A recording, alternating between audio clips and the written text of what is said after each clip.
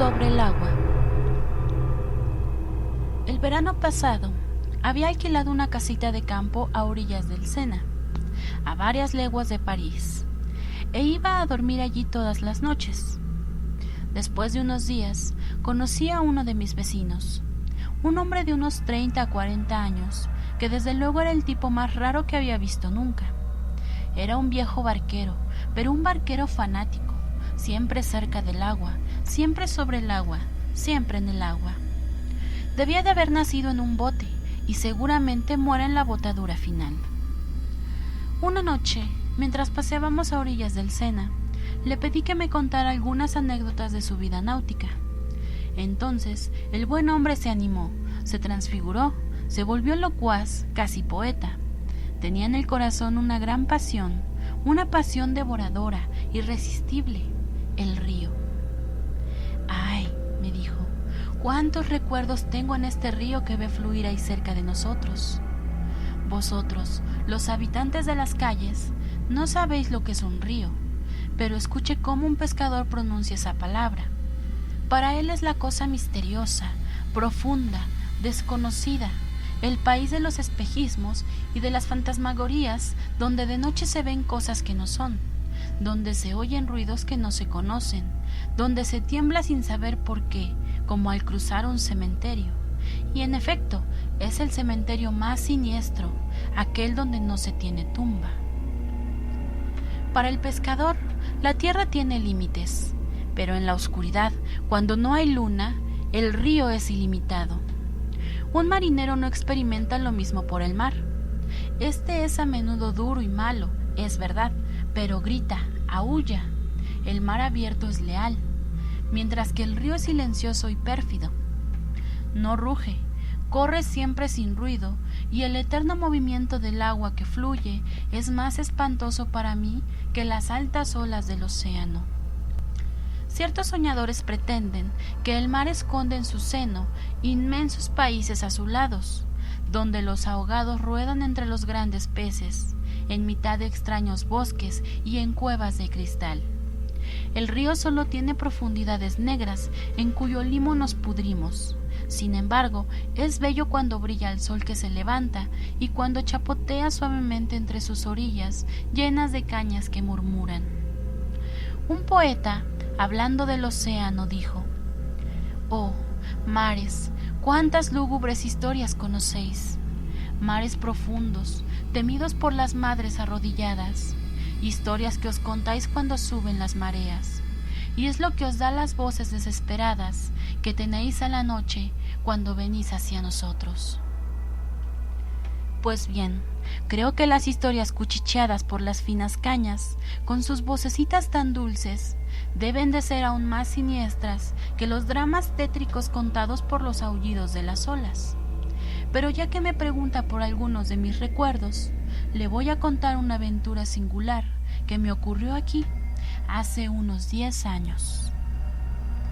Vivía como hoy, en la casa de la madre Lafont, y uno de mis mejores amigos, Louis Bernet, que ahora ha renunciado al canotaje, a sus pompas y a su desaliño para entrar en el Consejo del Estado, estaba instalado en el pueblo de 2 leguas más abajo. Cenábamos todos los días juntos, unas veces en su casa, otras en la mía. Una noche, cuando volvía solo y bastante cansado, arrastrando penosamente mi gran barco, un océano de 12 pies que utilizaba siempre de noche, me paré unos segundos para recobrar aliento cerca de la punta de las cañas, allí, unos 200 metros antes del puente del ferrocarril. Hacía un tiempo magnífico, la luna resplandecía, el río brillaba, la noche era suave, sin viento. Aquella tranquilidad me tentó. Pensé que sería muy agradable fumar una pipa en aquel lugar. La acción siguió al pensamiento. Cogí el ancla y la tiré al río. El bote, que volvía a bajar con la corriente, corrió su cadena hasta el final y se paró. Me senté atrás en mi piel de borrego, tan cómodamente como me fue posible. No se oía nada, absolutamente nada. Tan solo a veces me parecía percibir un pequeño chapoteo casi insensible del agua contra la orilla. y veía unos grupos de cañas más altas que tomaban aspectos sorprendentes y parecían agitarse por momentos. El río estaba completamente tranquilo. Aún así me sentí emocionado por el silencio extraordinario que me envolvía. Todos los animales, ranas y sapos, esos cantantes nocturnos de las ciénagas, se callaban.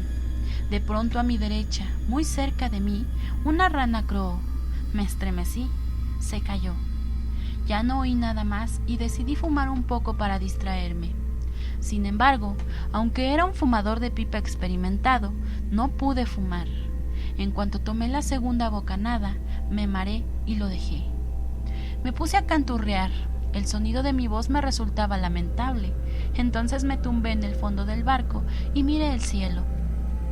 Durante unos instantes permanecí tranquilo, pero pronto los ligeros movimientos de la barca me preocuparon. Me pareció que daba bandazos gigantescos, tocando sucesivamente una y otra orilla del río. Luego creí que un ser o una fuerza invisible la traía suavemente al fondo del agua, levantándola después y dejándola caer de nuevo. Me estaba tambaleando como en mitad de una tormenta.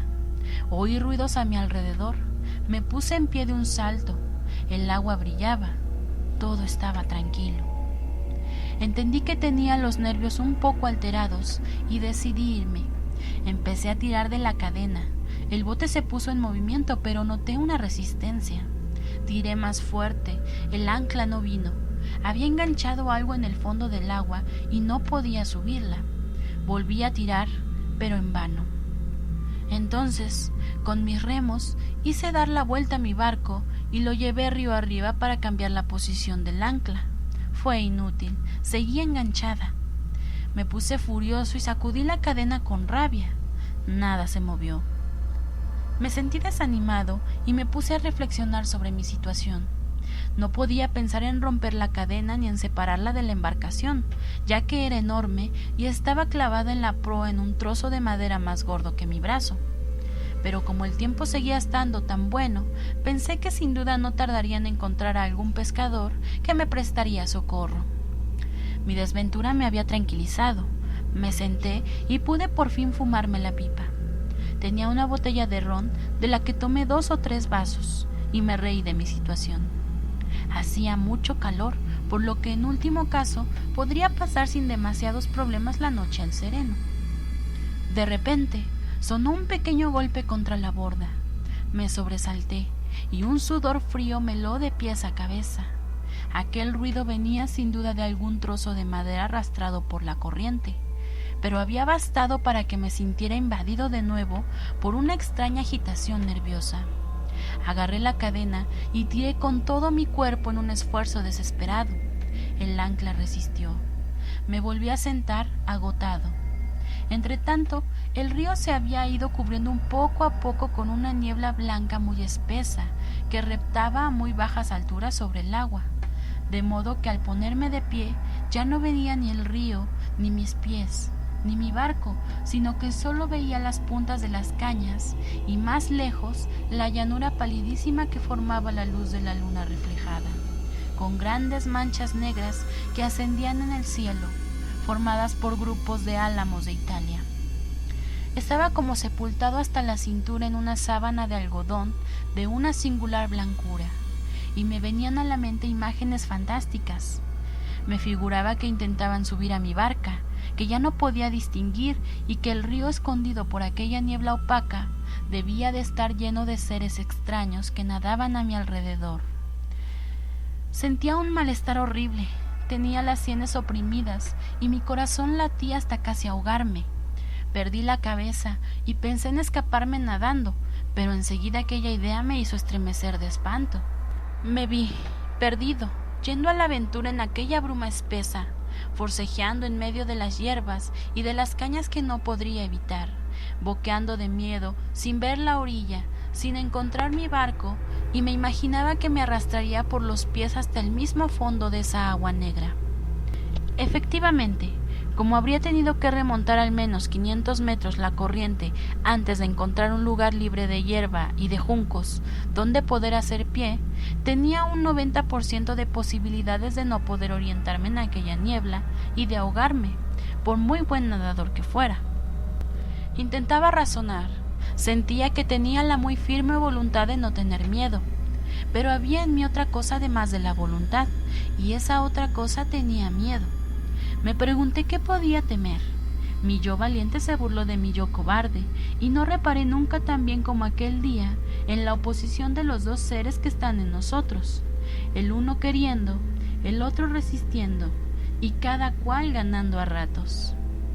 Aquel pavor tonto e inexplicable seguía creciendo y se iba convirtiendo en terror. Permanecí inmóvil con los ojos abiertos, el oído al acecho y esperando. ¿Qué?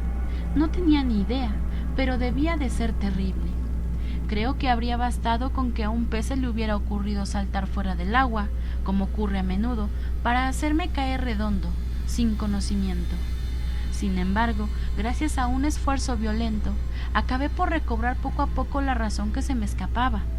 Tomé de nuevo mi botella de ron y bebí a grandes tragos. Entonces se me ocurrió una idea y me puse a gritar con todas mis fuerzas, volviéndome sucesivamente hacia los 4 puntos del horizonte. Cuando mi garganta estuvo totalmente paralizada, me paré a escuchar. Un perro aullaba muy lejos. Volví a beber y me tumbé cuán largo soy en el fondo de mi barco. Permanecí así quizá 1 hora, quizás 2, sin dormir, con los ojos abiertos, con pesadillas a mi alrededor. No me atrevía a levantarme y sin embargo lo deseaba vivamente. Minuto a minuto lo retrasaba. Me decía a mí mismo, «Vamos, en pie», y me daba miedo hacer un solo movimiento.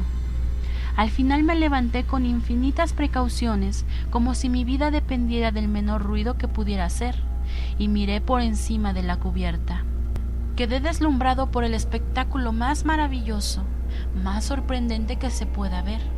Era una de esas visiones contadas por los viajeros, que vuelven de muy lejos, y a quienes escuchamos sin creerles. La niebla, que 2 horas antes flotaba sobre el agua, se había retirado poco a poco y acurrucado en las orillas. Y, al dejar el río completamente libre, había formado sobre cada orilla una colina interrumpida, de una altura de 6 o 7 metros, que brillaba bajo la luna con el soberbio resplandor de la nieve. De este modo no se veía nada más que el río laminado de fuego entre aquellas 2 montañas blancas, y arriba, sobre mi cabeza, se extendía llena y ancha una gran luna alumbradora en medio de un cielo azulado y lechoso. Todos los animales del agua se habían despertado. Las ranas croaban furiosamente, mientras que oía unas veces a un lado, otras al otro, la nota corta, monótona y triste que lanzaba a las estrellas la voz cobriza de los sapos. Sorprendentemente, ya no tenía miedo.